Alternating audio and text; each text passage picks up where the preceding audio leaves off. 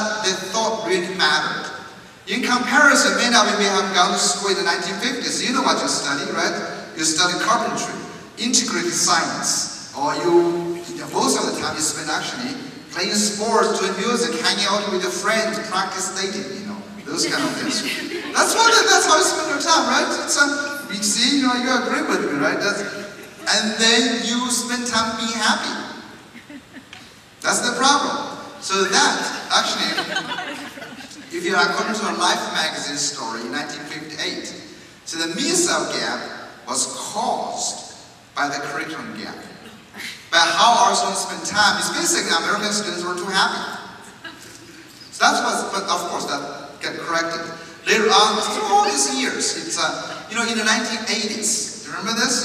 Another thing I noticed, American public policy is always driven by fear. Someone has to create some fear. American policy doesn't get enacted without an enemy. We can't live without an enemy.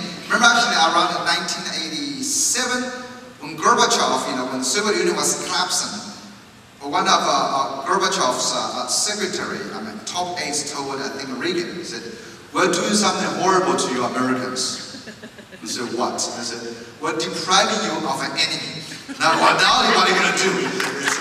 That's what they said, "What are we going to do?" But no worry, America quickly found an enemy. This time was who? Japan. Remember 1980s? They were buying Paramount Pictures. They bought Rockefeller Center. They basically were buying up everything like China does today. So, and they were, when the cars came to, I lived in Michigan for 15 years. The cars came in, Michigan, everybody hated the Japanese. Really, Michigan, they're losing jobs, the tech come in, Toyota comes in, Honda comes in. When I went to work in Michigan in the 1990s, I was so happy I was Chinese. I gotta say, I'm Chinese, gotta say this. And recently I gotta leave now. I said, no, I'm, gotta go, I'm serious. Michigan is one of the most racist states because of this kind of problems with the outside. Actually, you look at Detroit is the least diverse city. Detroit's problem is caused by lack of diversity. I can explain that in other talk, but I'm not talking about Detroit. So I'm talking about Japan. So remember Japan came in, we thought Japan had everything right in its education. So books like The Learning Gap came out. Then the Teaching Gap, and everything gaps come out. Then the US produced a report called A Nation at Risk. Remember that nation saying that we are producing a generation of students, Americans who are scientifically and technologically illiterate. That's the title is Our Nation is at Risk. By the way, a lot of the authors of Nation at Risk regretted what they did actually. It was they basically were manufacturing a lot of different interpretations. And Reagan just seized the opportunity and used that to defeat Mondale. He didn't even like the report in the beginning, but it was so popular, so cool. It's a soft issue you can use to win women and Democrats. That's how it worked. It's very interesting. But nonetheless, that report still carries on till today. And in recent years, every day, you still hear people talking about how in the 1990s, Japan no longer become very important. We got to look for new enemies. Fortunately, we got China and India coming up, So now you look at every newspaper talk about how China is beating America on education. There's a lot of reports, movies like 2 million minutes. And now recently actually, Tiger Mom. You heard of a Tiger Mom, right? Everything Chinese becomes so cool right now. I go around and I know how to teach kids. I walk around parks and you are to teach your kids wrong way. I'm Chinese, I know how to do it. Everything Chinese becomes so cool, right? We talk about this, this is so funny. China now become a tourist destination for education tourism. Everyone's going to Shanghai to discover, what did you do right? There's actually people in Shanghai said, we didn't do anything. They were not even celebrated. Actually, I wasn't in China when the PISA test was released last December. They said, we don't know, we just spend our time studying this thing. Actually, if you want to know, you can go to my blog, read all my writing about how Chinese kids become #1. People now think about Finland. Finland is not an enemy. Finland is only 5 million people. It's like half of a building here in Los Angeles. It's not enough And you look at other countries, it doesn't work in this way. But that's all these comparisons. Then here's some more data. When people say we're #1, we used to be #1, it's not true. America was really, really bad since the 1960s. In the 1960s, there was a test called the First International Mathematics Study. And there was also called First International Science Study, FAMES and FACE in the 1960s. You know how out of 12 countries, there was just on the western side of the countries, it's Cold War at that time, so about 12 countries participated in the First International Math Study. Guess America's rank. What? Thank God, you know that. We were #1, but the other way, just, you know. The bottom, America was bad, you know, in mathematics. America was bad in science, 14 out of 18 countries.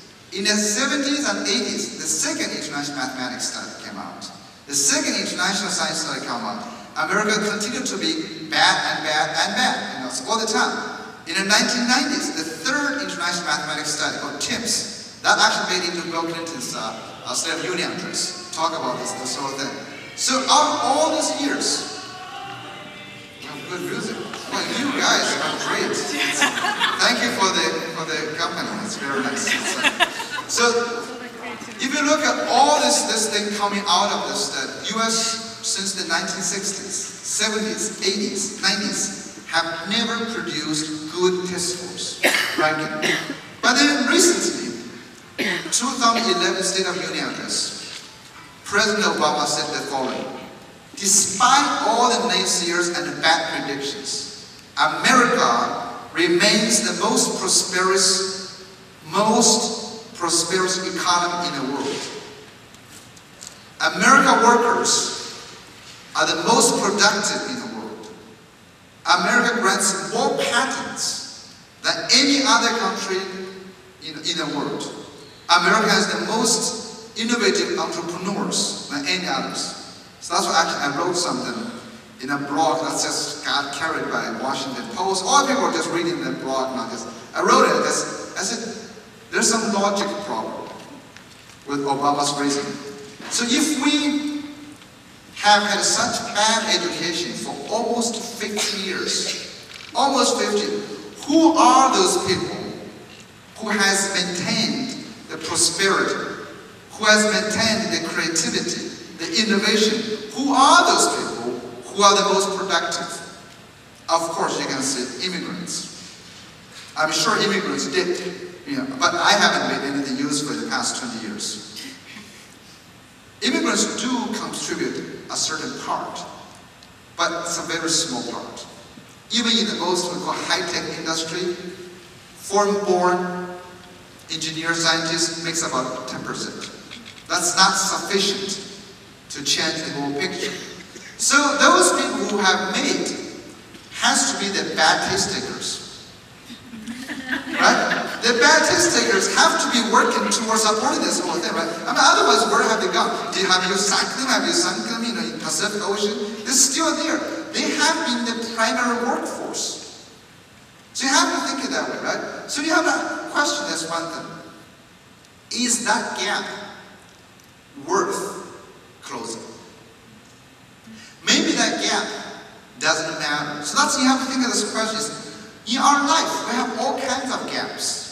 Some people have more hair than others. If you look down here, that's that shipment gap, right? That's a gap, Some people walk faster. Some people have all kinds of difference. Gaps in essence mean the differences. If you measure anything, you can find gaps. But what gaps matter? What gaps don't?